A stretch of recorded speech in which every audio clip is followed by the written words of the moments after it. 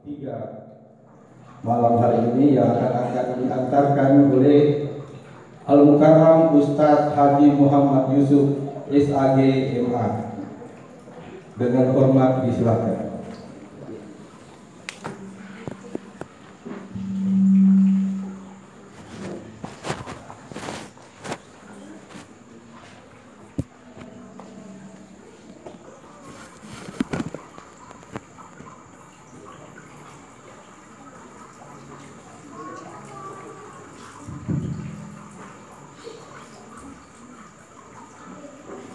Assalamualaikum warahmatullahi wabarakatuh.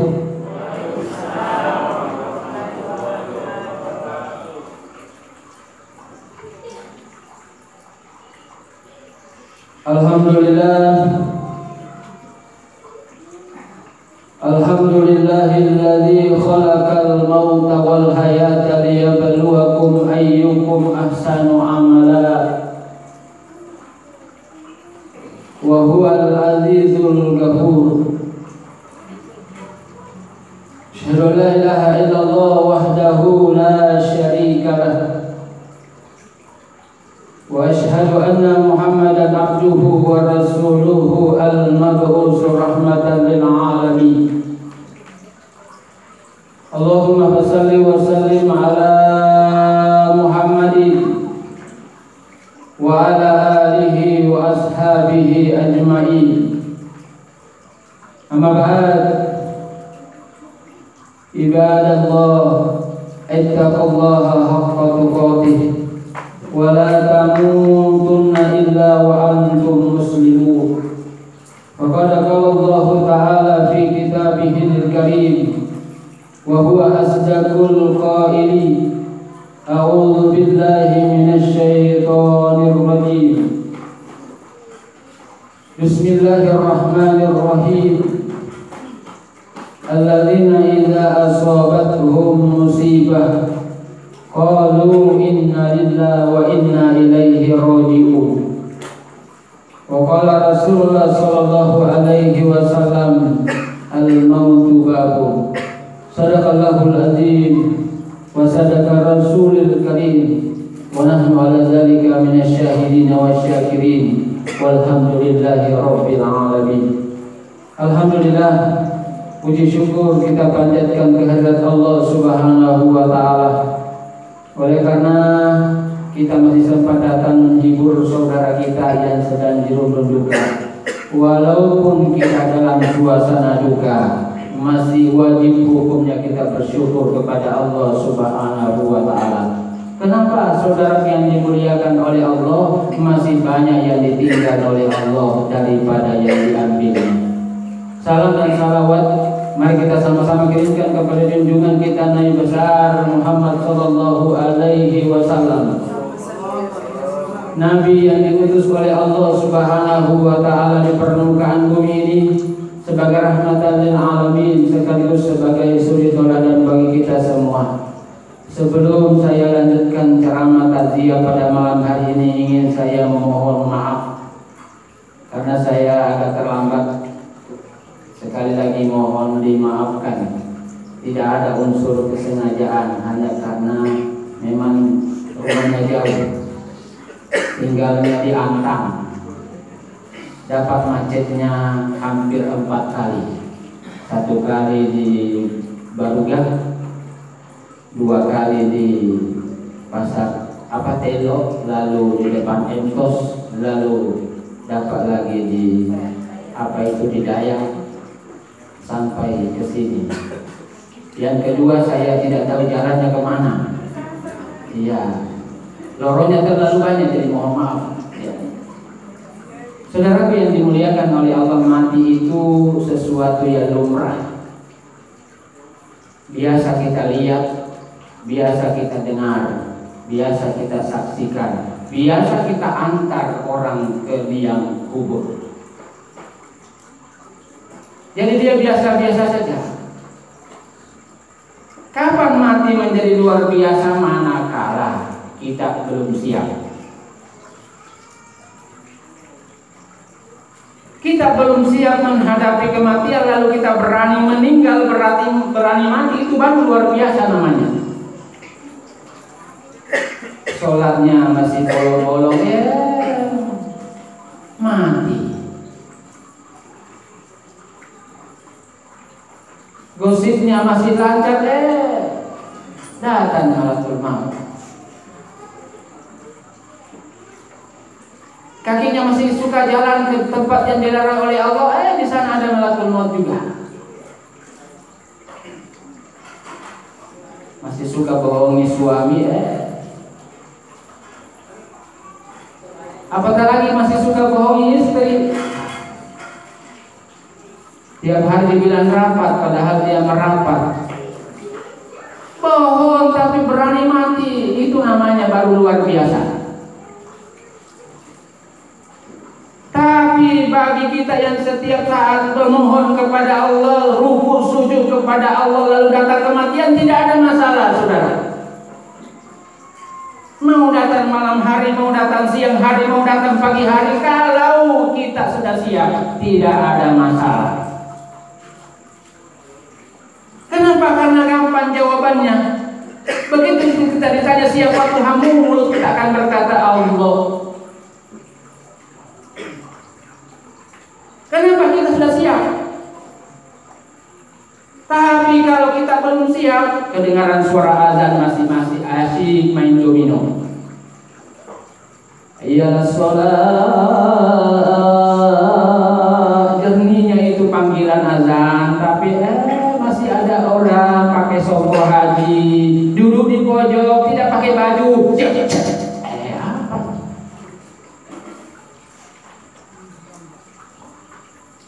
Ya seharusnya sadar diri, saudara yang dimuliakan oleh Allah, umur kita semakin bertambah, tidak akan kita hidup selamanya. Ada batasnya. Tadi malam saya taziyah di kompleks Kejaksaan Adiaksa, umurnya baru 35 tahun. Masih tua sedikit daripada adik kita ini, 27 tahun. Masih lebih muda lagi. Kenapa bisa seperti itu, saudara yang dimulai? Mati itu tidak pandang umur, tidak pandang harta, tidak pandang jabatan, tidak pandang gagah atau cantik. Kalau kita hidup pasti akan mati. Jangan dibilang karena dia sakit dia mati, Tuhan. Banyak itu orang di ICU sana lagi, tidak mati-mati, belum ajalnya. Tapi ada orang hanya duduk di rumahnya, langsung dibilang mati tiba-tiba, tidak ada mati tiba-tiba. Kenapa tidak ada mati tiba-tiba? Kata Allah Subhanahu wa ta'ala dalam surah An-Nahl ayat 61, "Idza jaa ajaluhum la yastakhiruna as-sa'ata wa la yastaqdimun." Apabila kata Allah Subhanahu wa ta'ala yang namanya ajal telah tiba, telah sampai waktunya, tidak seorang pun di antara kita yang bisa memajukan apalagi memundurkannya. Oleh karena itu, saudara yang dimuliakan oleh Allah, yang harus kita perhatikan adalah kita harus berjaga-jaga. Kita harus siap-siap. Kita harus senantiasa berkemas-kemas kalau dia akan datang kepada kita. Kita hanya menunggu waktu saja, kalau bukan besok, sebentar boleh. Kalau bukan sebentar, mungkin besok. Kalau bukan besok, boleh jadi lusa. Kalau belum lusa, barangkali minggu depan. Kalau bukan minggu depan, barangkali bulan depan.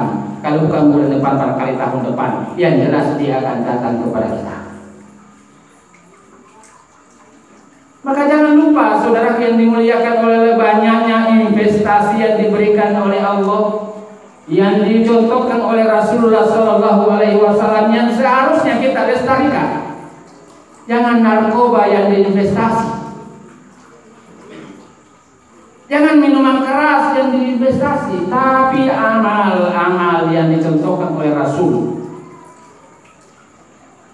Nabi pernah bersabda, "Idza mata ibnu Adam," apabila anak cucu Adam akan mati atau mati,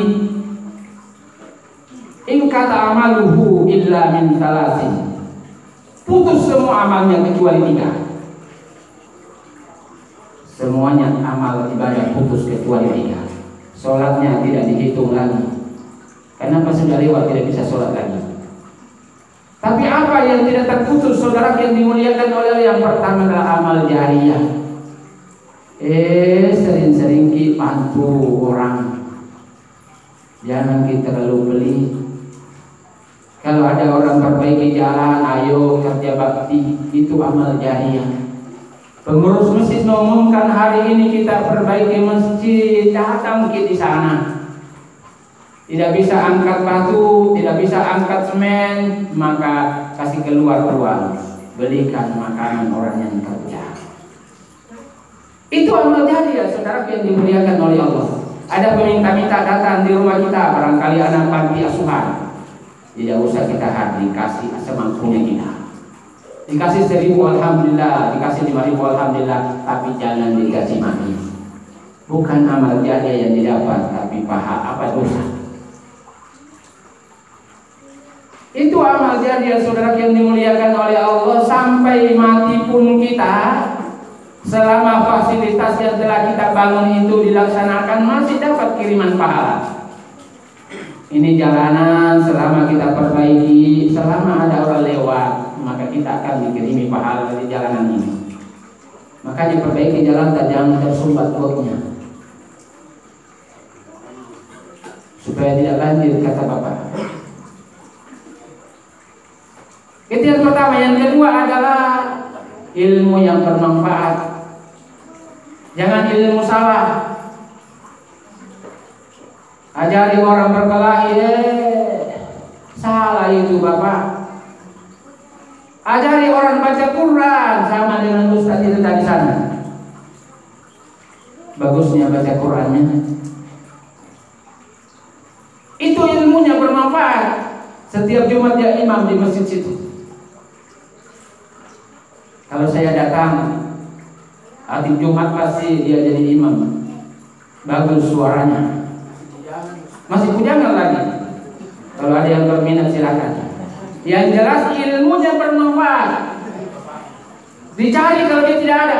Mana itu Pak Imam yang bagus suaranya? Modal saya untuk mencari pekerjaan hanya karena saya punya ilmu. Saya datang di Makassar untuk kuliah di AIN. Saya tidak punya uang banyak. Tapi apa yang saya lakukan? Begitu saya sampai di Makassar, saya cari masjid. Begitu dapat masjid, saya azan. Setiap waktu sholat saya ambil azan. Setiap orang dengar azannya, dia bagus itu kalau azan. Setiap ada pengajian saya ikut, ada orang barasanji saya ikut. Akhirnya saya diambil jadi imam. Imam di Brimob kurang lebih 10 tahun. Dia sekolah baik. Itu karena ilmu yang bermanfaat.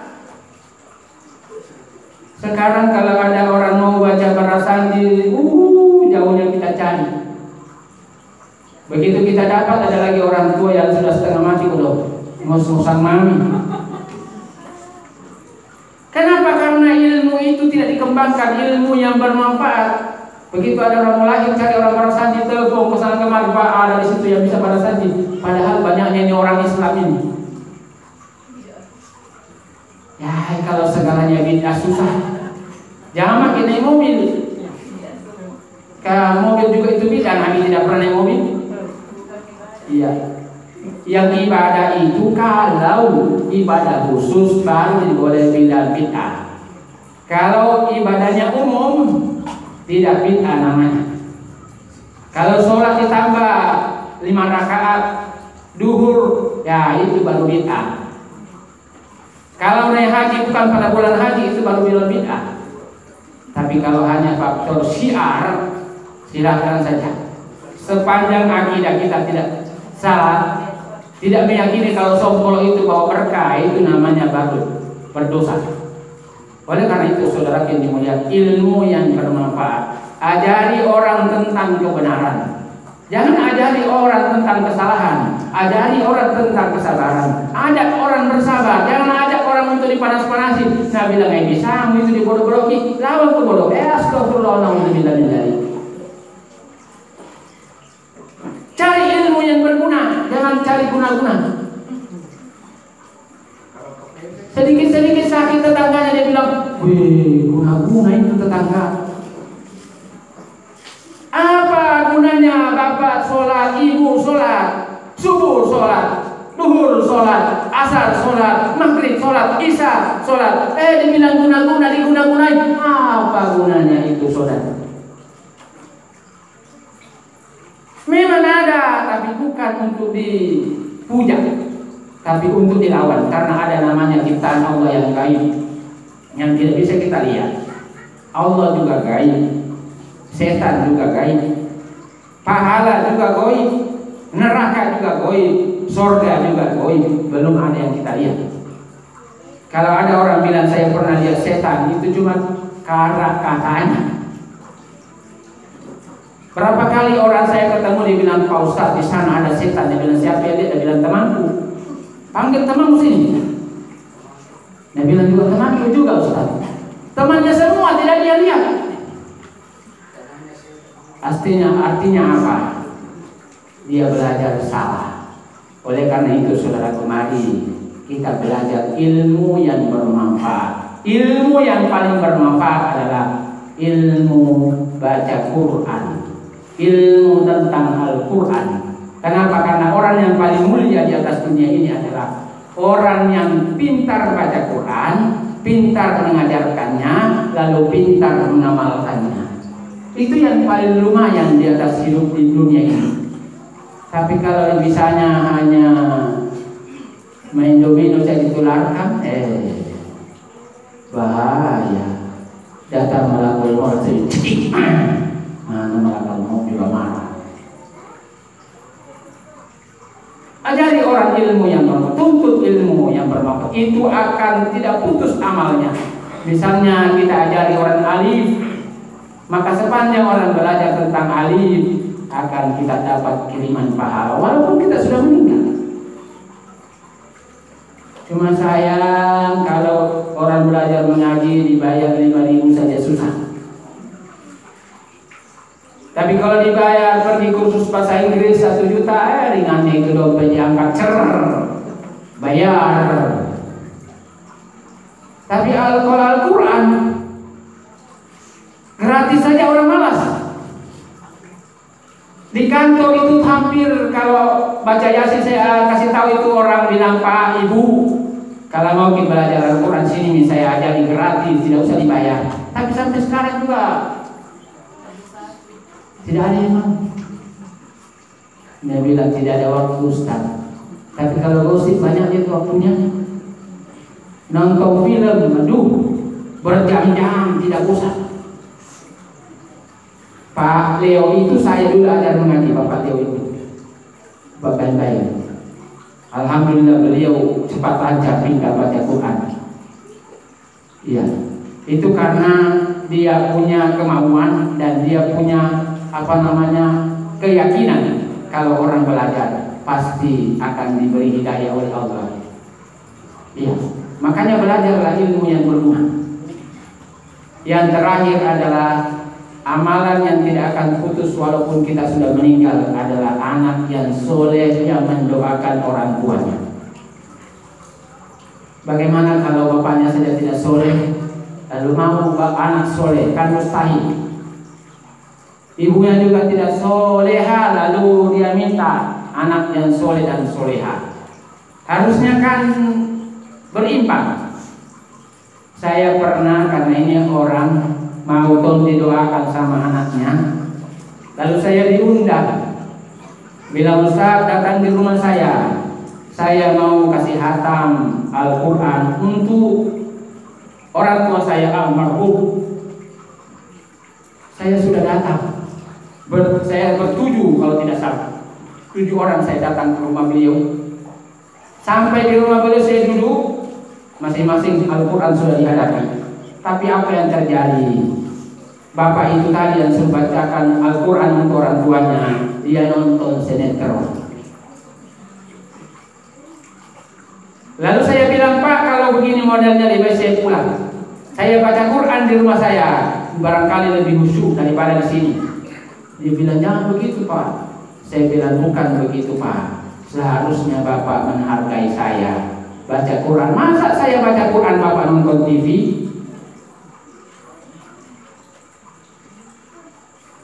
Maka jadilah anak yang soleh. Anak yang soleh itu anak yang taat kepada Allah. Rajin sholatnya, rajin puasanya, gampang aturnya, sopan tutur katanya, lancar baca Qur'annya. Anak yang soleh. Karena hanya itu yang bisa mendoakan kita nanti. Walaupun kita sudah meninggal, tapi dia berdoa, Allahumma wafirli wali walidayya warhamhuma kama rabbayani shaghira. Luar biasa.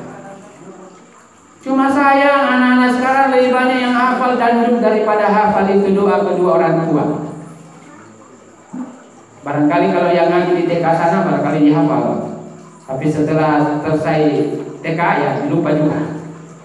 Maka mari saudara yang dimuliakan oleh itu bekal 3 saja luar biasa.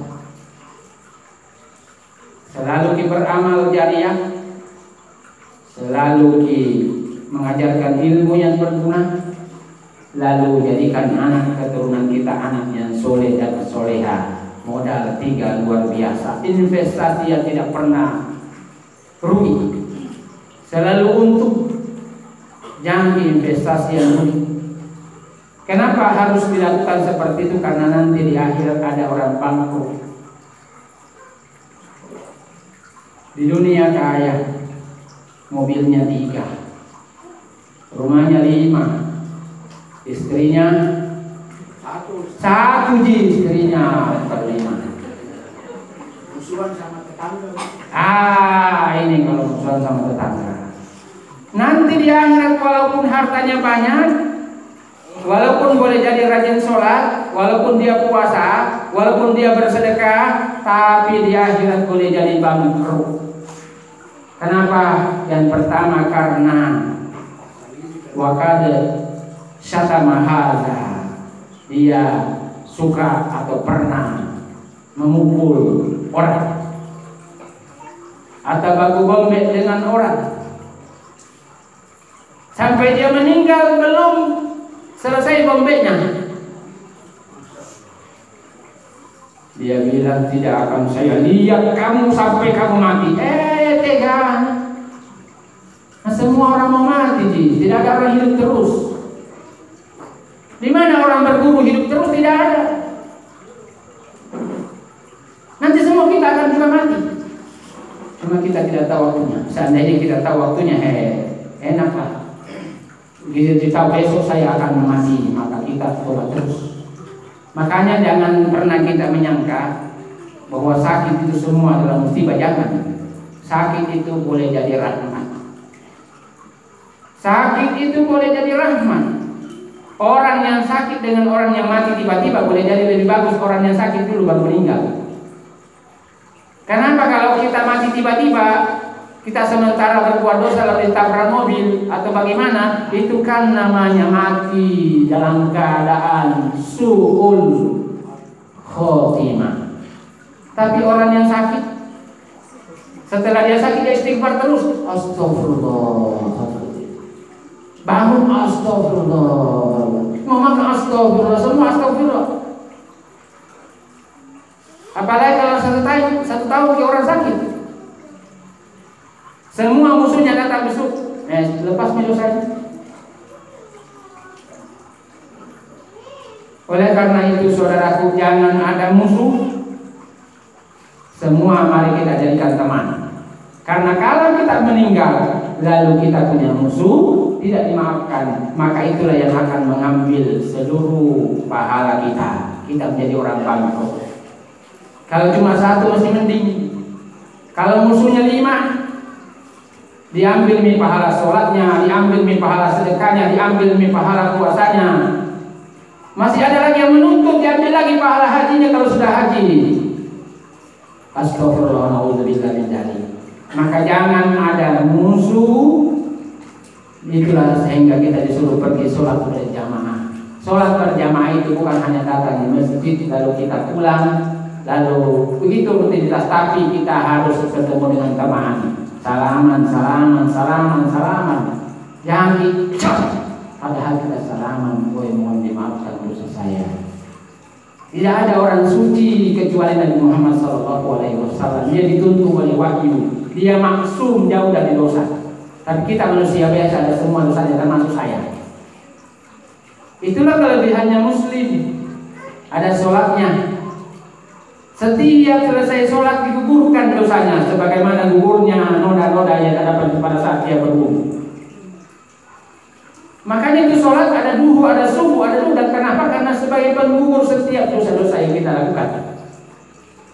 Makanya dibilang orang yang hebat itu bukan orang yang jago berkelahi, tapi orang yang hebat sesungguhnya adalah orang yang mampu menahan nilai-nilai sholatnya hingga datang sholat berikutnya. Kalau dia subuh berteriak Allahu Akbar, Allah Maha Besar, sampai datang duhur, Allah masih besar. Tapi ada yang orang kalau dia subuh Allahu Akbar, begitu jam 9 pagi dia yang besar, semua tetangganya dihabisi. Kurang ajar, astagfirullahaladzim. Padahal tadi Allahu Akbar. Itu orang jago namanya. Kenapa? Karena inna sholata tanha anil fahsya'i wal munkar. Sholat yang dia lakukan mampu mencegah dia dari perbuatan keji dan munkar. Maka jagalah itu sholat. Kenapa sholat harus dijaga? Itu modal kita. Itu modal kita. Yang membedakan antara Islam dengan bukan Islam kan sholat. Kalau sama-sama dulu tidak sholat berarti sama-sama. Itu hanya bedanya. Begitu tiba kedengaran suara azan, Islam pasti, oh di mana itu ada masjid. Tapi kalau tidak berarti sama. Tapi ada orang anteng saja. Biar azan bertubi-tubi kedengaran, keluar tidak ada. Tidak peduli, seorang telinga ditutup, seorang telinga tersumbat. Padahal nikmatnya seandainya kita menyambut panggilan azan, telinga mencari dari mana sumber suara itu. Maka peliharalah sholat, saudara yang dimuliakan oleh Allah. Bagaimana caranya dipelihara? Sholat itu tidak boleh sembarang waktu. Sekali lagi, sholat itu bukan sembarang waktu. Ada waktunya. Biasa saya sampaikan di masjid itu bahwa sholat itu ada waktunya. Namanya sholat 5 waktu, bukan sholat sembarang waktu. Inna sholata kanat alal mu'minina kitaban mawquta. Sholat bagi orang-orang mukmin itu pada waktu-waktu tertentu. Subuh karena dia subuh, duhur karena dia duhur, asar karena dia asar, maghrib karena dia waktu maghrib, isya karena dia waktu isya. Tidak boleh orang sholat sembarang. Cuma saya heran ada juga orang sholatnya 3 waktu. Subuh jenis sholat, duhur dah gabung dengan asar, 2 minggu. Maghrib dah gabung dengan isya, 3 waktu di sholat. Itu boleh, tapi ada aturannya. Kalau lagi musafir, musafir itu kalau kita sudah menginap bukan musafir namanya. Jangan kita bilang saya dari Wajo, Makassar. Kalau 1 bulan kan di Makassar, 1 bulan kan namanya musafir. Mantapnya itu. Kalau sudah di orang terbarat jangan musafir. Ikut dengan yang ada. Subuh kita sholat subuh. Kecuali masih dalam perjalanan, maka boleh dijamak. Maka mari kita berhati-hati saudara yang dimuliakan oleh Allah. Hanya itu yang bisa menolong kita nanti di hadapan Allah. Apa sempitnya kuburan, gelapnya kuburan, sangarnya penjaga neraka, tidak mampu kita lawan kecuali atas ridho dan amal ibadah yang kita lakukan. Modal pertamanya adalah sholat. Itu saja kita jaga maka sungguh luar biasa. Tapi ingat, jangan sholatnya mulai dari pertama sholat sampai mati, sholatnya sama saja, tidak ada bedanya. Harusnya ada peningkatan. Kalau pertama kita sholat Al-Fatihahnya masih tersangkut-sangkut, besok sholatnya harus Al-Fatihahnya lancar. Bismillahirrahmanirrahim. Dengan nama Allah yang Maha Pengasih lagi Maha Penyayang. Kalau pertama sholat belum tahu terjemahnya, usahakan besok-besok ditahu artinya. Harus ada peningkatan. Jangan sudah 50 tahun sholat masih begitu saja. Harus ada perubahan. Maka mari saudara yang dimuliakan, jangan berhenti untuk belajar. Karena apa? Hanya dengan belajar akan menambah ilmu kita.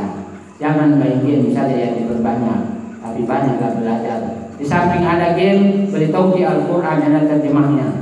Satu kali baca lagi Al-Quran.